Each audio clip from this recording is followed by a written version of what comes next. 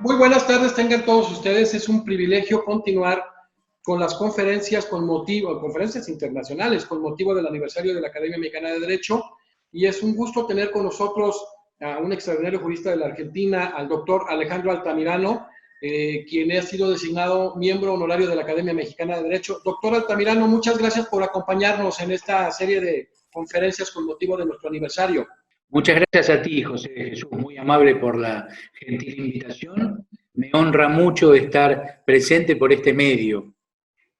Muchas gracias. El doctor Alejandro Altamirano es abogado por la Universidad Pontificia, la Pontificia Universidad Católica de la Argentina, es doctor en Derecho en Tarragona, España, es director del Departamento de Derecho Tributario de la Facultad de Derecho de la Universidad Austral de Buenos Aires, Argentina, una de las universidades más prestigiadas, no de Argentina, sino de América Latina, profesor de grado y posgrado de la Universidad Austral. Es autor de obras y artículos de la especialidad, miembro honorario de la Academia Mexicana de Derecho, y la verdad que es un tema muy importante ahora que estamos generando materialmente 150 conferencias en este proceso un poco complicado en cuanto al trabajo, que con un gran equipo de trabajo en la Academia Mexicana de Derecho les agradezco su participación y apoyo. Y el doctor Alejandro Altamirano pues abordará precisamente temas muy importantes en relación al derecho tributario. Doctor Alejandro Altamirano, muchísimas gracias, reitero, y preguntarle de una manera directa qué es el soft law y por qué lo relaciona precisamente con materia tributaria.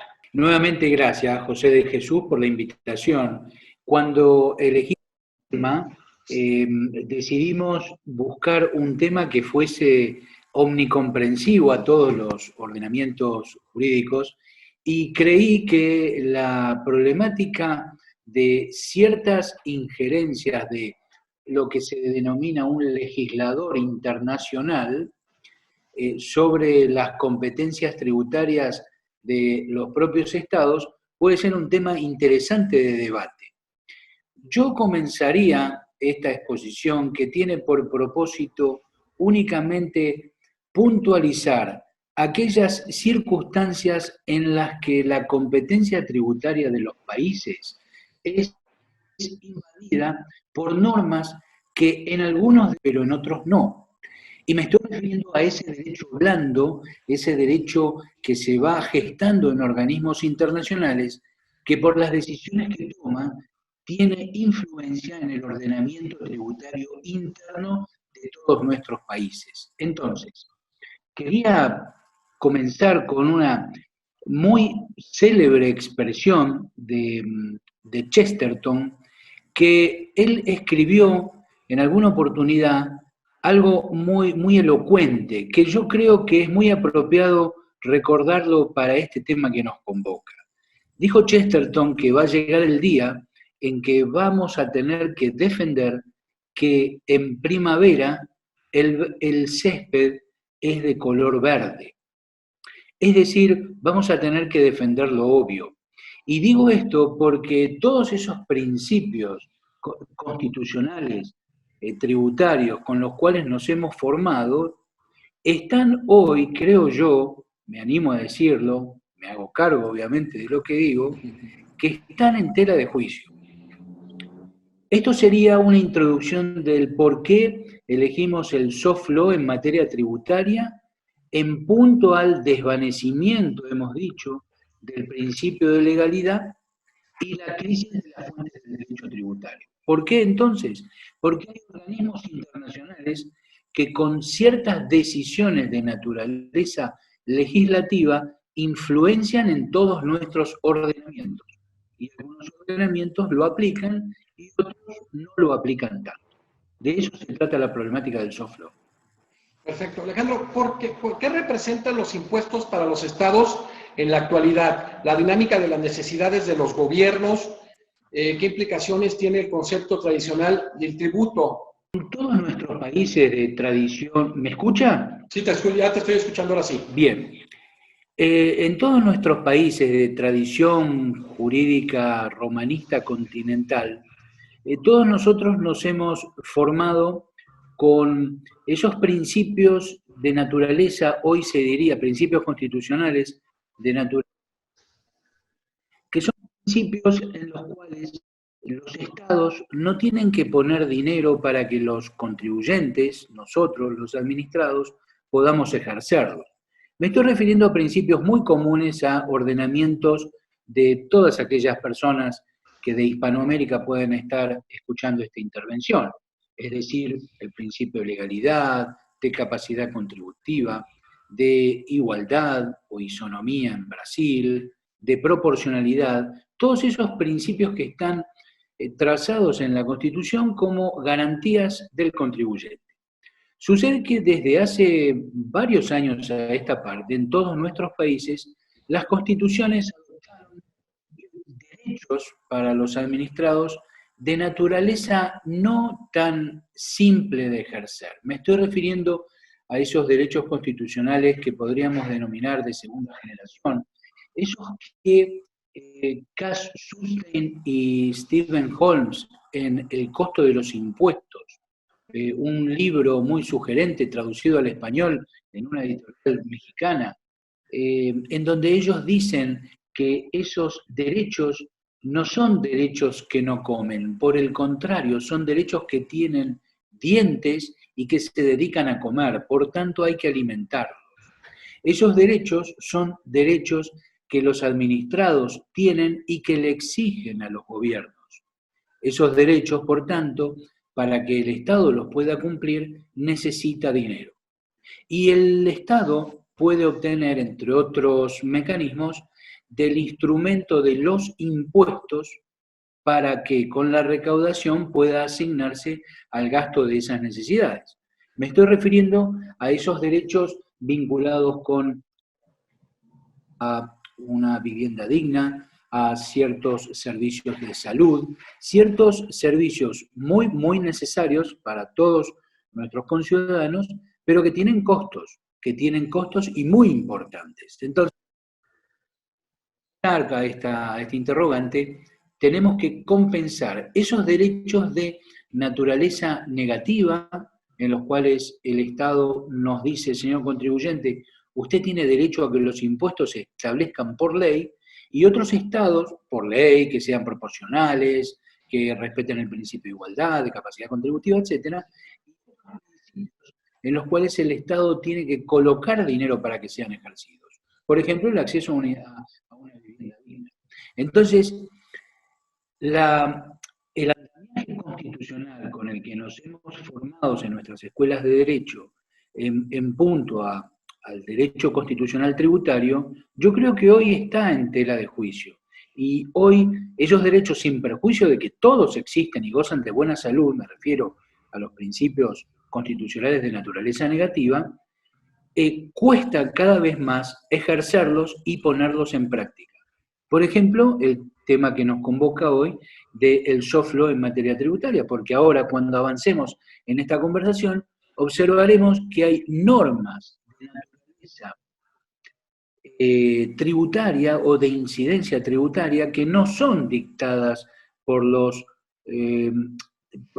organismos del Estado que tienen competencia tributaria, es decir, los parlamentos, los congresos, sino que son dictadas por otros organismos, como por ejemplo la OCDE, las Naciones Unidas, las normas NIC, algunas normas de supervisión bancaria, como las normas de supervisión bancaria del Comité de Basilea de hace muchos años, normas que van inmiscuyéndose en la problemática tributaria de cada uno de nuestros países. Sí, Alejandro, habiendo tomado y abordado este tema del soft law en materia tributaria, estos mecanismos no vinculantes, y el paulatino desvanecimiento del principio de legalidad y la crisis de las fuentes del derecho fiscal, pues aterrizar a preguntarte, ¿cuáles son las fuentes del derecho fiscal? En todos nuestros países, insisto, de tradición jurídico-romanista, el principio fundamental es el principio de legalidad. Y este principio no es un principio que proviene de nuestros países, sino que con la formación de todas nuestras constituciones y nuestros países, las garantías de los contribuyentes han sido establecidas en estas constituciones con principios que vienen de la Carta de Juan Sin Tierra o se hunde en la noche de los tiempos en España y demás. Ahora bien, ese principio lo que tiene por propósito, luego de una evolución muy, muy extensa a lo largo de los años, que yo creo que tiene un punto de inflexión en la década del 30 y fundamentalmente unos años antes, en la ordenanza fiscal alemana de 1919, pero que se consolida automáticamente en cuanto a un compendio bibliográfico bien organizado y sistemático, como es la obra de Albert Hensel en Alemania, Derecho Tributario 1930, a partir de esos años, todos nosotros sabemos, quienes nos dedicamos a la materia, de que el impuesto no se ejerce por el poder de imperio del Estado, sino que el impuesto es una contribución anclada en un andamiaje estrictamente jurídico. Esto es el principio de legalidad. Entonces, el principio de legalidad es el que nos indica que es uno de los primeros o el más importante dentro de nuestra fuente de derecho. Es decir, la norma jurídica emitida en legal forma por el organismo del Estado que tiene la competencia para dictar esas normas. En nuestro caso es el Congreso de la Nación. Entonces, la primera fuente de aplicación del derecho tributario es la ley, porque la ley no es un mandato arbitrario, sino que es un mandato concentrado en una norma jurídica, es una obligación de contribuir, no es una relación o una obligación que deriva de una relación de poder. Eso fue en la noche de los tiempos, ya no. Luego tenemos, cada uno de nuestros países tiene una pirámide normativa que en general continúa con los tratados internacionales, o sea, la Constitución Nacional, los tratados internacionales, la ley, y luego las normas de inferior jerarquía, decretos, reglamentaciones y demás. Pero las que son inexorablemente obligatorias por imperio del principio de legalidad es la ley, la Constitución y los tratados internacionales, cuanto menos en la República Argentina. Perfecto. Alejandro, ¿puede hablarse de un legislador supranacional en materia fiscal que nos enfrente con esta dinámica del Solve Law? Y en ese sentido, ¿por qué relacionarlo en materia tributaria? Hace varios años me invitaron a participar en una actividad, la Asociación Brasilera de Derecho Tributario en Belo Horizonte, y me dieron por título el legislador tributario supranacional. Cuando tomé ese título me llamó la atención, no le presté demasiada atención, pero cuando empecé a preparar la exposición me di cuenta hacia a dónde apuntaban los organizadores de aquel evento. Estoy hablando mediados de los años 2000.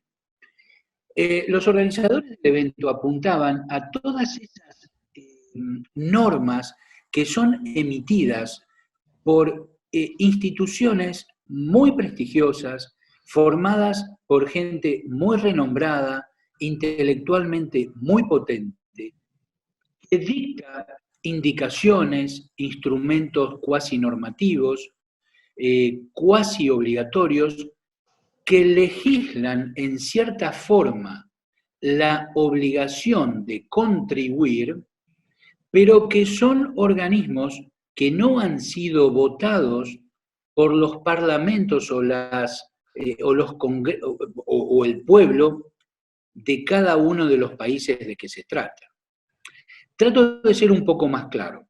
Si hemos dicho que en las fuentes del derecho tributario, la primera fuente es la Constitución, la ley, los tratados internacionales, todo ese arsenal normativo deriva en la distribución de competencias tributarias previstas en nuestras constituciones de un sector del poder político del Estado, de uno de los tres del Estado. El legislador supranacional no está enraizado, ubicado dentro de esa distribución de competencias tributarias de la nación.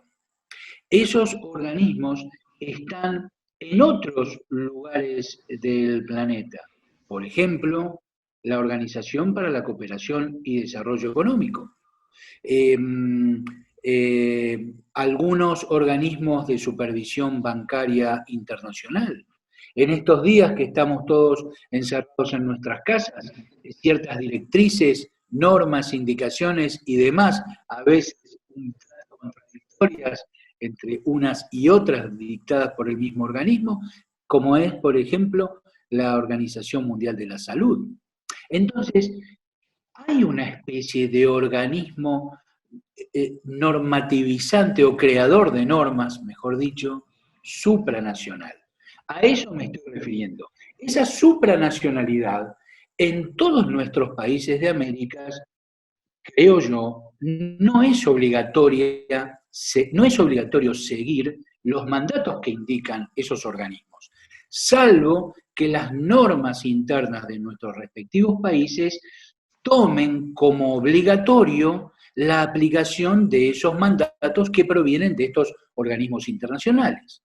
Por el contrario, la Unión Europea tiene la obligación de aplicar por ejemplo, las directrices de interpretación y aplicación de los convenios internacionales para evitar la doble imposición, porque la Constitución Europea así lo establece. Es decir, en Europa, esas normas que no son dictadas por el Parlamento francés, el Parlamento italiano, el Parlamento español, etcétera, sino que son dictadas por un organismo que tiene su sede en París, esas normas en Europa son obligatorias. Nosotros en todos nuestros países latinoamericanos los tomamos, esos mandatos, cuasi como obligatorios, pero no son obligatorios. Yo no digo que para interpretar una cuestión vinculada con un convenio para evitar la doble imposición, para interpretar una cuestión vinculada con la problemática de los precios de transferencia, para interpretar las normas BEPS, no debemos atender a todas estas sugerencias que nos hacen estos organismos internacionales. Pero en tanto esas sugerencias, mandatos, directrices, etcétera, controviertan el aspecto cuantitativo de nuestra obligación tributaria, el contribuyente en nuestros países tendrá la disyuntiva de interpretar si va a aceptar esa situación tributaria anclada en una norma que no es norma en su país, pero que es seguida por todos nuestros países, porque en definitiva a quien le afecta es al bolsillo de ese intérprete. Porque José de Jesús, aquí de lo que estamos hablando es de pagar dinero al Estado.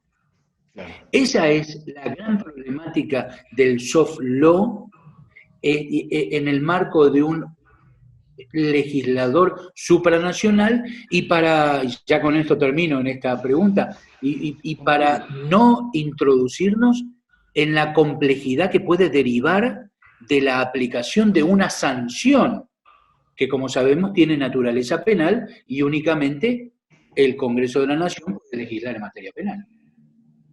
Muy interesante. Fíjate, en el título que abordaste tan importante este tema, que tú ya también fuiste señalando cómo se fue estructurando el tema del principio de legalidad desde los artículos 39 y 41 de esta Carta Magna hasta cómo fue evolucionando.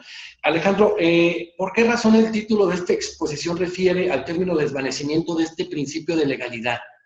A mí me da la impresión, modestamente, que ese principio de legalidad, tal cual nosotros lo conocemos, se está pervirtiendo, se está desnaturalizando, se está desvaneciendo. Por eso la primera reflexión cuando comenzamos a hablar de esa expresión tan gráfica de Chesterton, en el sentido de que llegará el momento que habrá que desenvainar la espada para defender que en primavera el césped, la gramilla, es de color verde. O sea, lo que quiso decir es que llegará el tiempo que vamos a tener que defender lo obvio. Y es más que obvio que la Constitución mexicana, la Constitución argentina, la uruguaya, la brasilera, la de cualquier país latinoamericano, nos dice que debemos contribuir en tanto exista una ley que así lo disponga. Esto es obvio, esto es como decir, si no hay un cataclismo, mañana por la mañana el sol saldrá por el este y se ocultará por el oeste. Esto es más que obvio, es decir, si estoy debajo de un manzano y hay una manzana un tanto madura, por la ley de gravedad seguramente caerá sobre mi cabeza. La ley de gravedad, no vamos a discutir lo obvio. Sin embargo, debido a que la obligación tributaria no tiene ningún misticismo y tiene una serie de elementos estructurales, como cualquier obligación jurídica, tiene un elemento subjetivo, un elemento objetivo, que es la cosa sobre la cual recae el impuesto, un elemento temporal, cuantitativo y un elemento territorial, esos elementos no pueden ser modificados por vía de interpretación de un organismo supranacional. Las normas BEPS, las directrices de la OCDE en materia de precio de transferencia, son todas muy importantes, pero en tanto se apliquen en nuestros países y controviertan, en cierta forma, la cuantía de la obligación tributaria a la que estamos obligados, el contribuyente, aquel contribuyente inquieto que quiera saber si está pagando correctamente, se preguntará si estas reglas de juego son las que él debe cumplir, porque las reglas de juego que él debe cumplir son las que derivan de la Constitución. Y la Constitución no dice, señor, usted tiene la obligación de tomar la directriz tal de la OCDE, las normas NIC, son todas las normas NIF de evaluación, son todas cuestiones que en la práctica favorecen la aplicación de los impuestos. Pero atención cuando el impuesto se exacerba por aplicación de estas conductas que no son obligatorias. Eso es lo interesante y sugerente de la problemática del soft law. Sí, o sea, es interesante, ¿no? Porque estas reglas de OCDE, como dices tú, ¿hacia dónde las visualizas? ¿Para dónde? Y aquí en este sentido, que no son vinculantes, ¿hacia dónde corremos ahora en este momento, Alejandro? ¿Hacia dónde corre todo este tema tributario? Yo interpreto que en nuestra realidad tributaria argentina, que tenemos un sinnúmero de problemas en materia procesal, es decir, a lo ya complejo que sería defender una cuestión de fondo, invocando que las directrices de un organismo supranacional no se aplican para determinar el impuesto que yo debo pagar, a eso que ya es complejo de determinar, en países como el nuestro, se suma a cuestiones mucho más locales, vernáculas, muy simples, muy de nuestra química interna, como es los problemas que tenemos de acceso a la jurisdicción. Porque en todos nuestros países, y yo creo que en la Argentina ya en demasía, el contribuyente, aunque ese principio que viene mnemotécnica, que viene en su expresión del derecho romano, solve repet, ya no debería aplicarse, en nuestro país goza de muy buena salud. Primero debemos pagar y después podremos discutir. Porque las exigencias del Estado hacen que el Estado no pueda estar preguntándose si el derecho, si el contribuyente tiene o no el derecho a interpretar de tal o cual forma. El Estado tiene que recaudar, porque las exigencias de hoy, el gobernante las conoce, son acuciantes, son enormes, son importantísimas. Pero claro, yo hablo desde una perspectiva quizá muy cómoda, como la que es no ser un funcionario público que tiene que tomar decisiones de esta naturaleza que yo no estoy criticando, simplemente estoy puntualizando desde la perspectiva del derecho, desde la herramienta jurídica, que es lo que nuestras universidades nos enseñaron a aplicar, si esa obligatoriedad ¿es tal o no? Entonces, a tu pregunta, José de Jesús, ¿hacia dónde vamos? Yo no sé bien hacia dónde vamos. Yo realmente no sé bien hacia dónde vamos. Lo que sí observo es que hay retroceso en los derechos del contribuyente y una exacerbación de la presión tributaria de los estados. Hoy estamos hablando en esta charla tan coloquial, sugerente e interesante que organiza la Academia Mexicana de Derecho, en un momento en que nuestro país, la República Argentina, se está preguntando si con los problemas que ya tenemos no tiene que crear un impuesto a la riqueza. En una charla de café parecería que el impuesto a la riqueza, ¿quién va a decir? Bueno, los que tienen más deberían contribuir más. En principio es así. Yo no conozco en el testamento de Adán y Eva que ese mandato esté tan claramente definido. Porque también hay que preguntarle a esos que generan riquezas y que las transfieren por vía de trabajo y pagando los impuestos que ya existen al Estado, si ellos quieren seguir contribuyendo, porque entran en colisión otros principios constitucionales, como el principio de razonabilidad, como el principio de igualdad, como el principio de capacidad contributiva. Claro. Yo creo, a tu pregunta, José de Jesús, que estamos en un terreno extremadamente complejo, vidrioso, que yo no sé cómo se resolverá.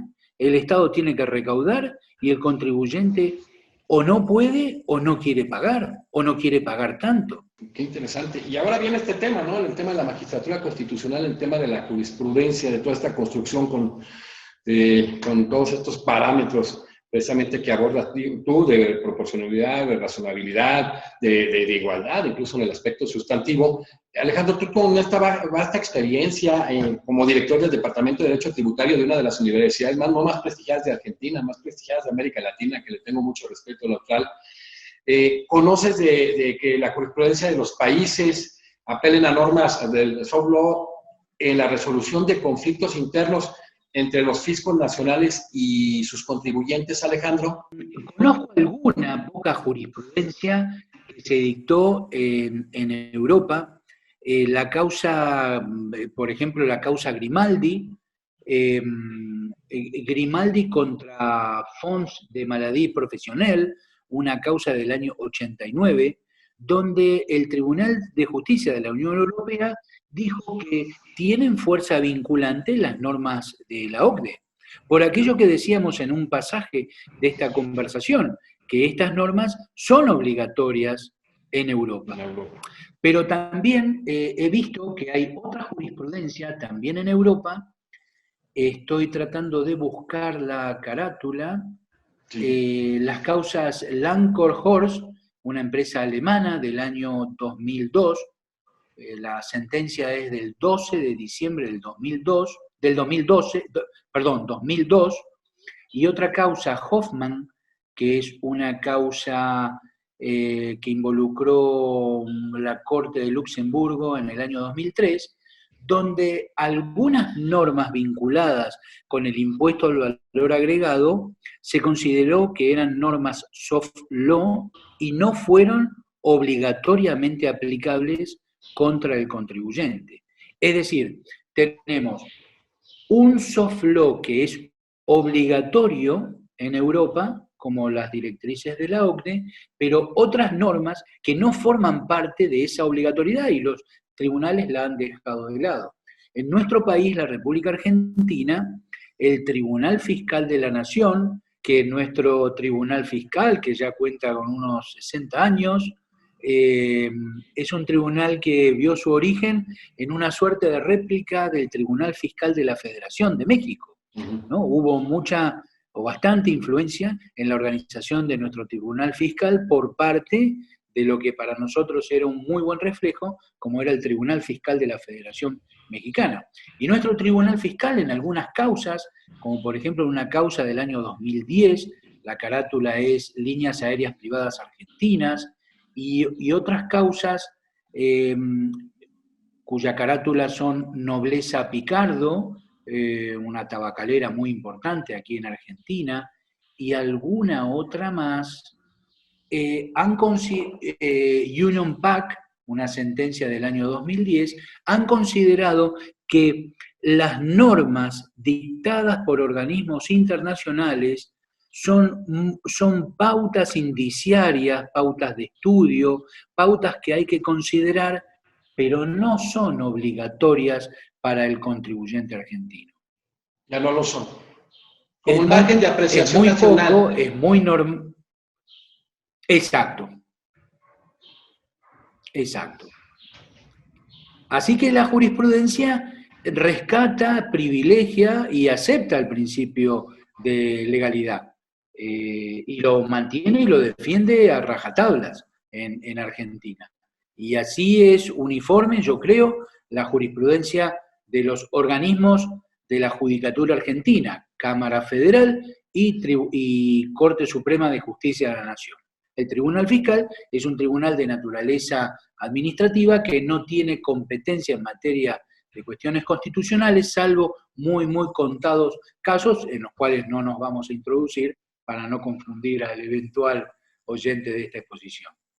Entonces, es muy claro que América Latina corre de una manera muy diferente a lo que está corriendo en Europa en tema del soft law. O sea, es muy claro. Yo creo que es muy claro, evidentemente la visión del tema en Europa es diferente. El soft law no es una denominación que se ha acuñado para la materia tributaria, sino fundamentalmente para el derecho internacional público. Se originó con las prácticas de caballeros, con algunas prácticas de interpretación de normas de naturaleza cuasi obligatoria, pero en conductas que no tenían que ver quizá con lo patrimonial.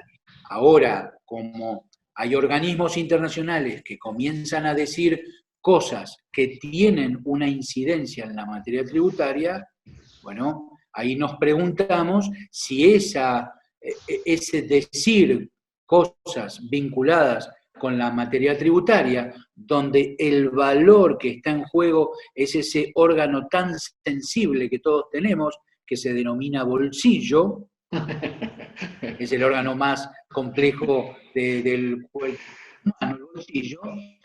Allí, cuando el contribuyente es llamado a contribuir y encuentra que la obligatoriedad de la norma es un tanto difusa, diáfana, dice, bueno, a ver, ¿qué es lo que está sucediendo aquí?